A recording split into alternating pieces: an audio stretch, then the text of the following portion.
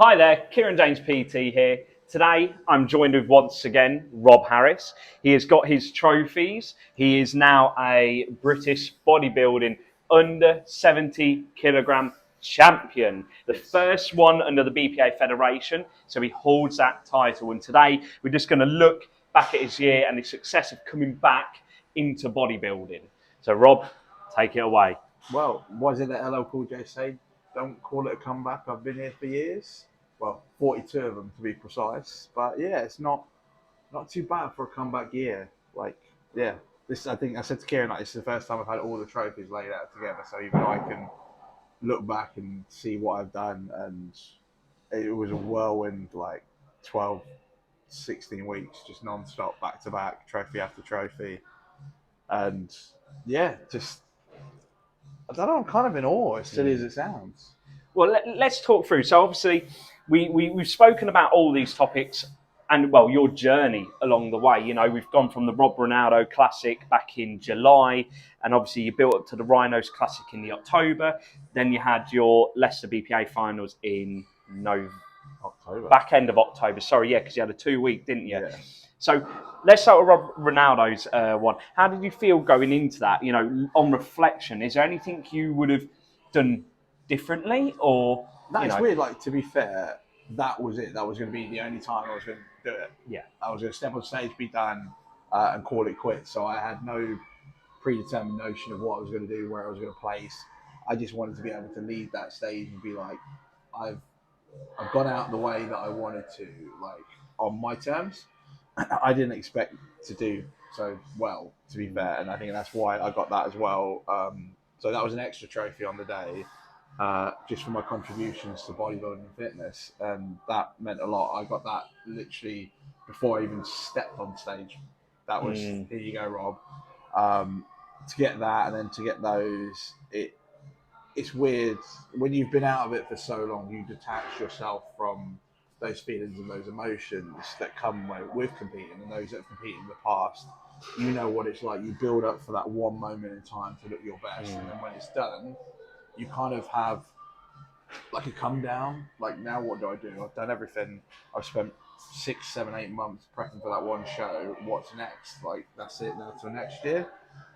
Because I did so well, I then decided, like, let's see what more we could do, and then moving on then to the Rhinos. And like we said, with the Rhinos, Rob Ronaldo's show, there was no pressure on me. Yeah. Like, this was it. Whatever was going to be was going to be.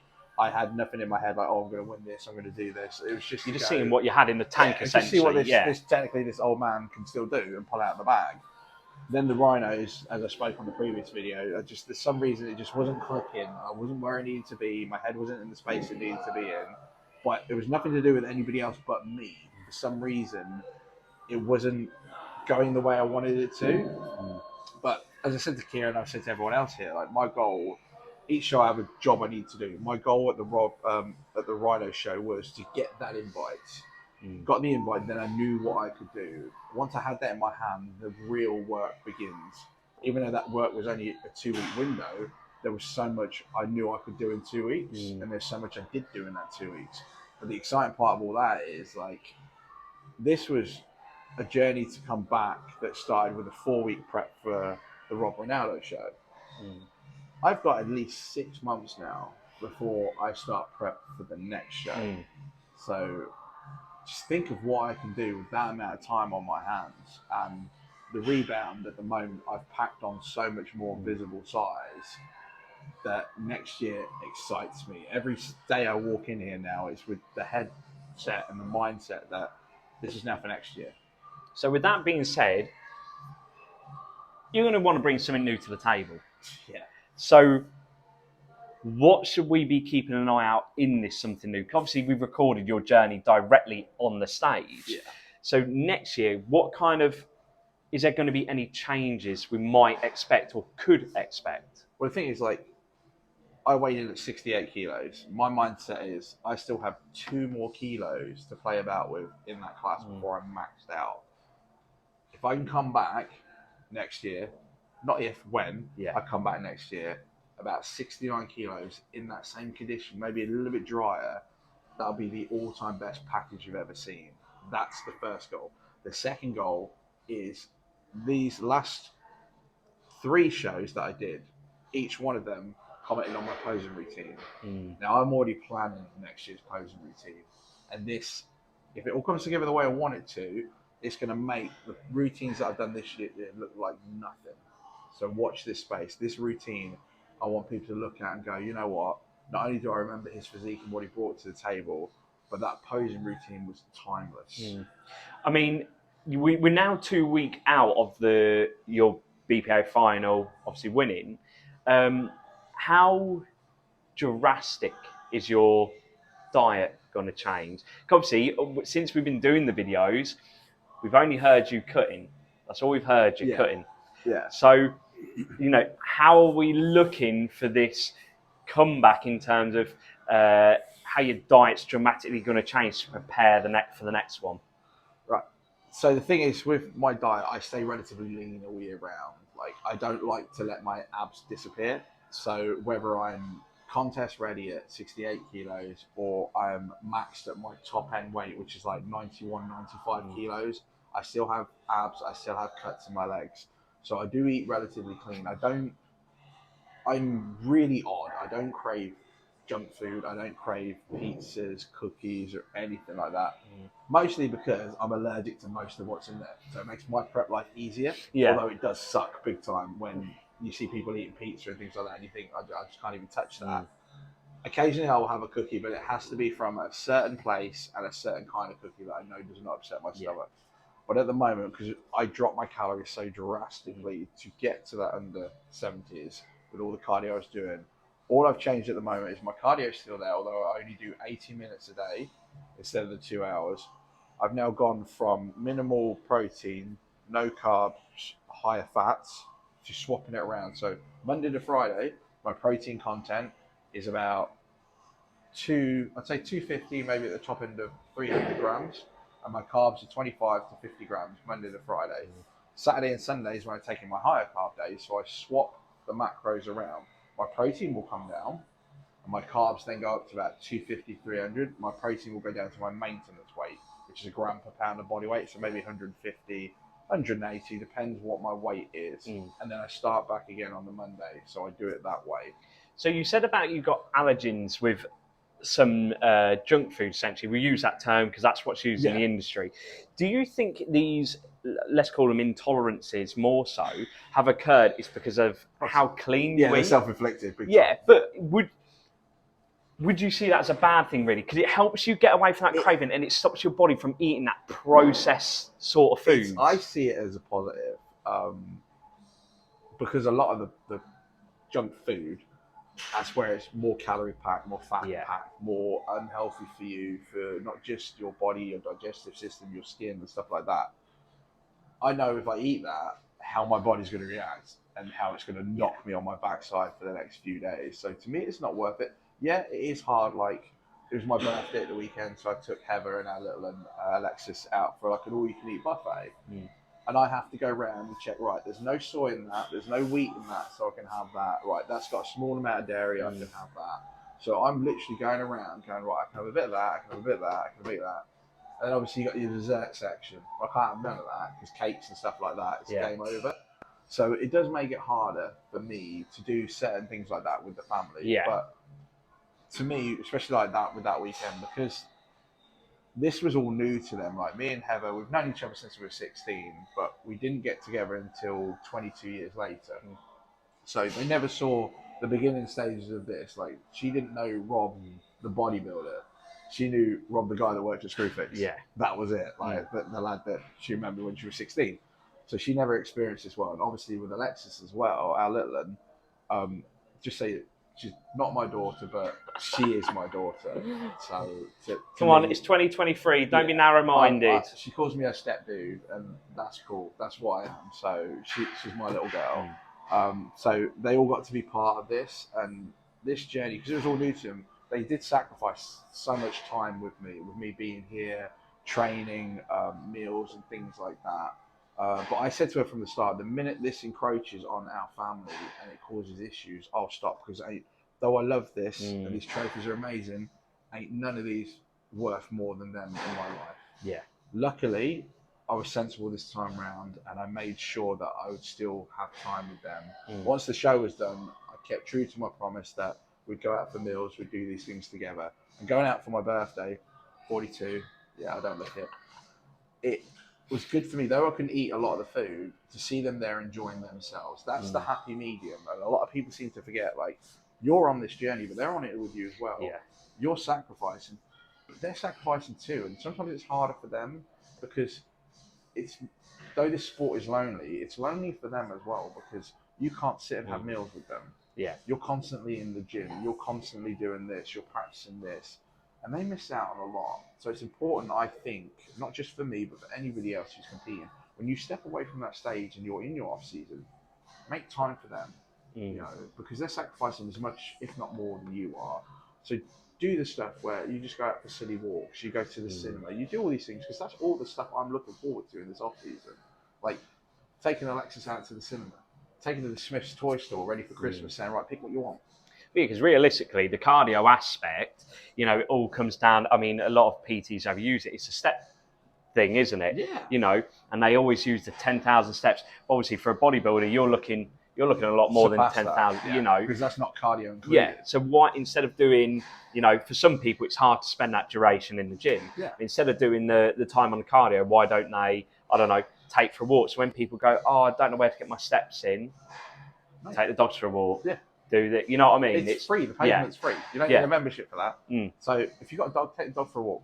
If you've got kids, take them out, take them to the park, throw frisbees, stuff like that. You're still getting your steps in, but you're involving them. And in the past, I've always been guilty of that, and I didn't want this time round. You can fit this into your life. There's no point in saying, oh, you know, I can't because of this. No, there's no excuse. You're suffering, but so are they. Get them involved in a positive way. If you've got to go do your morning cardio and it's not too early, go out as a family and walk. Go places like Bourne Woods or any woods that are near you. Take the dog. Get them included in it, because they'll appreciate it so much more, and you'll appreciate it as well, because they're then part of that journey. And it's not only that. I mean, you brought up about Alexis. You know, it's a good way as well to reflect good habits onto them. Yeah. So when they grow older, they know the more constructive choices to make, which will help them in terms of their health and their fitness. Yeah. You know, so instead of just sitting down on the sofa doing nothing, they could go for a walk, listen to some music, or walk with a friend, or walk with a family member, or walk with a dog. You know, a lot of people do kind of use the excuse of, I don't know where to find the time. You know, I've got children, and I totally respect that. Yeah. But what is stopping you taking your child to the park, playing football with them, playing whatever sport they want, just taking them for a walk with the dog? You know, you're instilling good routine with your child, you know, walking the dog every day at set times, just generically walking, just to appreciate your health and your fitness. And I think a lot of people miss that nowadays. And you know, it's like it's just 20 to 30 minutes, and even if it's not every day, you don't have to say, right, I'm going to go out for a walk, so it's only a 20-minute walk, so I'm going to go to the gym and do it. Yeah. No, why don't you just say to your partner, whoever it is, or your kids or something, you know what, let's go to a walk to the park. Yeah. You know, you can still do it. There's just 20 minutes, 4 times a week. That's not much to ask for. And then go on from there. Because I guarantee you, that 20 minutes that you spend with them means the world to them. You know, it's making your journey fun and enjoyable. Yeah. That's the main thing. You know, I think a lot of people think the fitness journey is about being on your own, head down, get on. Now, I can agree with some of the concept in the gym, you know, especially on them tough days. You know, sometimes it's good to have a training buddy. But when it comes to outside, get people involved. You know, like we say about the cardio, you know, the dieting. I'm not saying, like, obviously get the people around you to do it. No. Yeah, no. But, you know, you kind of open their eyes to what, you know, constructive eating looks like. Yeah. Not dieting. I don't like that word, you know, because realistically it's eating in moderation and eating the right food. It's not dieting. There's no such thing as eating healthy. It's just eating properly. Yeah. Let's be real. It's making those informative, educated choices when it comes to food, making the right choices. You know, I don't expect everybody to eat like I do. I don't even know half the time how I can eat like I do. You know, everything in moderation in life. You know, you can have, you know, your cheat meals, your cheat days, your meals out. Just make sure in the grand scheme of things, if you're good 90% of the time, I promise you that 10% not going to make a lick of difference. Just stay true, and you're instilling good habits in your family with the food choices. You're educating them. Like, I think one of the worst things of my generation, when we were at school, they took home economics, food, and all that stuff away. Now, you teach them how to read food labels, and you teach them how to cook at an early age. That's the next generation that's learned that. They'll then pass it on to their children, their children, their children. You instill that at an early age, you've got generations to go where they're going to pick up on those good habits. You know, the worst thing I find is that people can't read food labels. They'll grab a meal out, and they'll be like, all right, oh, there's only 150 calories in this per serving. The serving's probably 100 grams. There's 300 grams in there. So people read, oh my God, there's only 150 calories in that whole thing. Yeah. No, in 100 grams of that. You've got 300 grams. Don't be a chuffer and eat it all. I think those things. I think the biggest issue now, you know, with eating is food is too easy to put in the microwave, you know, and I think the issue is, you know, this is where it comes more into the life aspect, is people believe life is busy. Yeah, life every aspect. Yeah, but they, you know, even with, you know, I'm busy, but they sit down 2 hours watching Netflix, 2 hours on their phone. You know, you're busy chilling, you know. I get it, have some rest. But if you're doing that every single day and you're using that as an excuse every single day, well, that's when you start going in that dip. You know, one of the biggest concepts I grew up with is the Wolfenden gap. So there was a study where they researched people between the age of 16 and I think it's 32 or 33. Basically, the graph shows where the kids are at school, or they're at school at college, where they have to do that compulsory PE. Yeah. So they've got that flat line fitness level. And then what happens when they get to about like 18 to 21 is you start to see a decline. And coincidentally, that's where you introduce alcohol, partying, driving. You hit that age. Yeah. And then what happens is it goes right down. And at the bottom, tend to hit about the age 25 to 27. Then from there, you see quite a dramatic incline into about the age of 29, 30. Because then what happens typically now at 30? You have a child. So what happens is it comes down slightly again, but you try and fix a routine to go level. And, you know, it's an interesting concept that, you know, when I was at uni, I did a case study on it. And, you know, since being in the gym myself, I've seen that. Yeah. I see the habits. You know, I look at a lot of old friends and people generically who I know and who's being introduced into the gym or a gym anywhere. It's coincidentally in that 25 to 27 mark. There's those trends that can be graphed. Yeah, 100%. And it's an interesting concept. It's not one you totally realise until you witness it. Yeah, until you're in the industry and you see it firsthand. Yeah. I think that's a lot of what people see. Is like when we're here and we're on the ground level, there's so much we see. Trends, seasonal training, those sort of things, the dips and the trends. When you get to, you know, you get to December, everybody gives up in December. I've got my Christmas party like that. Yeah, it's expensive because I need to save money for my Christmas. January, you get all the New Year, New Me. There's these trends that follow through the year. You get to the summer months. Oh, I've got to go on holiday, so I need to drop weight. Boom, you get a peak then in the summertime. Comes to the winter time, drops off because no one really wants to come out when it's dark and it's cold. You finish work, you want to go home. So again, like a lot of when it comes to ages, training and nutrition, there's all these trends that you can see and they literally follow the same process every year. Yeah, 100%. You know, and I mean, going into the next concept is, can you out-train, you know, fusing them together, you know what I'm going to say, can you out-train a poor diet? No way. Thank you. Not a chance. One of the most common questions I personally get as a trainer, whether that be someone random on the internet or in the gym, you cannot out-train a poor diet. You know, we look at, I always use these, powerlifters, you know, they're on about the dirty bulk, you know, they inflate, they're all water retention, aren't they? Because the amount of carbs they're taking and the water's absorbed, it's impossible. You know, you gain a bit of strength, but you can't out-train that. That's what people don't understand. When you're doing that, it's a weight to weight ratio. The more you weigh, the more you can push. Yes. Because you've got more to push behind it. It's different when you're your average person. When you're sat there and you're like, oh, I can eat this, I can do this because I do this. No, it's like having a big jigsaw puzzle, and you need to have all those pieces lined up together so you can see that full picture. You can have it all laid out, but if you're missing one or two of those pieces, the full picture's not there for you to see and show the world. That's what your physique is. That's what your mindset is. You're missing those small pieces, or even if you miss one piece, the full picture's not there for you to reveal and show everybody. Yeah. So I thought I wanted to get that out of the way, because that is one of the, I mean, like you say, that is the biggest thing we get across the industry, you know. And I mean, last night, my partner, she brought up this PT, you know, that she's seen online.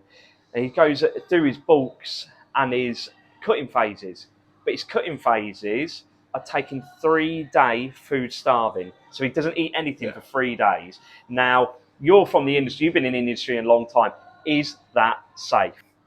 No, it's a weird one. Like, everyone goes into, you know, fasting, intermittent fasting, 24-hour fasting, 30-day fasting. Now, I've done all of these. I've done an 18-hour fast, I've done 20-hour fast, I've done 24 hours, I've done OMAD, 1 meal a day.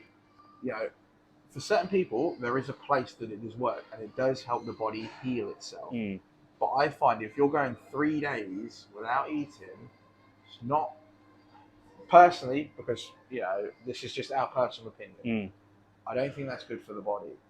You know, you're losing out on lots of minerals, micronutrients, fiber, vitamins, anything like that. It's going to help your immune system, support skin, things like that. You're going to miss out on a lot of that.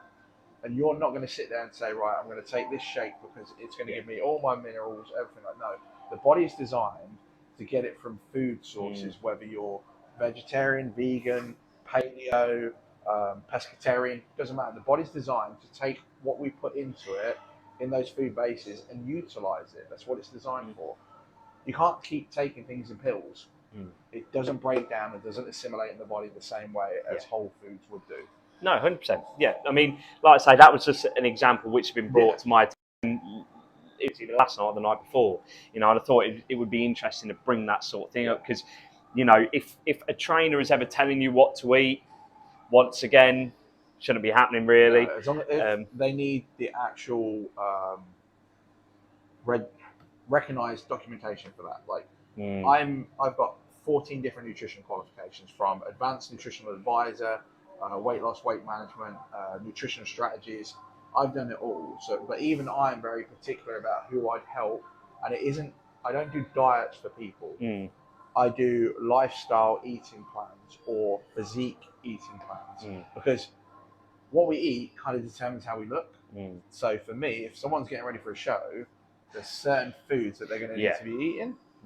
Obviously, you need to figure out with them how they tolerate certain foods, and that's not an overnight thing. You can't just say, right, it's 4 weeks, here's your diet, you're on your own. No, this stuff's monitored every 24 hours. Right, you ate this today, how are you feeling? Right, okay, I felt this 24 hours later, cool. Right, so that upset your stomach, so we need to readjust that. So it's a very hands-on approach. That takes a lot of time and experience. That's not just, oh, I did a 2-day course at the weekend and I can do your diet now. No, or I've done one show, I'm now a prep coach. No, you ain't. I'm sorry. It's those sort of things. And it's the same with the whole personal training industry. I always say, once you've got your qualifications, you ain't a personal trainer. The minute you pass your driving test, to me, you're not a driver. You've learned to pass a test. We can all do that. It's when you're out there on the road driving yourself over years and years, that's when you build up the fact that you're a driver. It's the same confidence with the PT. and the learning. You're not going to get that level within the first couple of months, year as a PT. You've got to deal with so many different people, so many different lifestyle patterns that they have, so many different maybe injuries or goals. You're basically ticking boxes off to the point where you can say, you know what, I've probably covered, and you'll never cover everything, so I've probably covered 80% of every single scenario that you can have, but there's still 20% there. So when you come straight out there and you've done your PT qualification, you've learned from a handbook, well done. When you're in the gym, you're learning from real life experiences, and that's the best way to do it. I mean, the moral of this really is that whatever you do, it takes time. You've got to progress. It's not overnight. Whether it's this, being a PT, being a good father, mother, husband, brother, doesn't matter. Everything takes time. We're learning constantly. You know, we're not perfect. You know, Kieran will say it, I'll say it. As personal trainers, we're not perfect. We are open to learn, and that's the best thing. Yeah. Do not be a closed book when it comes to getting advice from other people that have been there and done that. Just because you don't have particular life experience in something, someone else does. So it's okay to turn around and go, you know what, I don't actually know, but let me ask someone who does, because that's how we give back to the industry. That's how we give back to the PTs and how they give back to the clients, and we keep this rolling. We 100%. don't keep it to ourselves. We learn from others that have been there and done that. I mean, to be fair, nail on the head, really. So yeah, I'll give you that. Well, I was gone. Yeah. But go for it. But that is probably a great way to end today's video. You know, moral of the story, things take time. You know, Rob has took time to get these trophies and get to where he is. He has not done it overnight. And this goes for your fitness journey. It takes time. Just because you're not in the same place as someone else who's been doing this 3-4 years, it does not mean you are not making progress. That is potentially what you could get in 4 years if you stick to it. So progress is a duration of time, not tomorrow, not the day after. It's long term. The main thing is don't focus on the destination. Focus on the journey, because it's. God, Sam Sulek. I know that sounds very cliche and cheesy, but it's true. I've been saying for years, it ain't about the destination; it's about the journey, and that's the process. Yeah. Enjoy that journey, because as horrible as it sounds, and I'm the first to admit this, you never get to the destination because there's always more. So just enjoy that experience in between, because that's what you're doing. You're on a journey for you.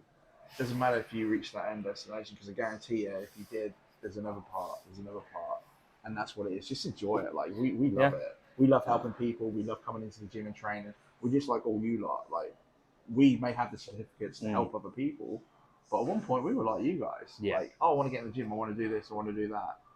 And I guarantee when you start taking all the pressure off of you of that end goal, and you focus just on enjoying every day you're walking towards that end goal, you're part of that journey, you're going to love every single minute of it.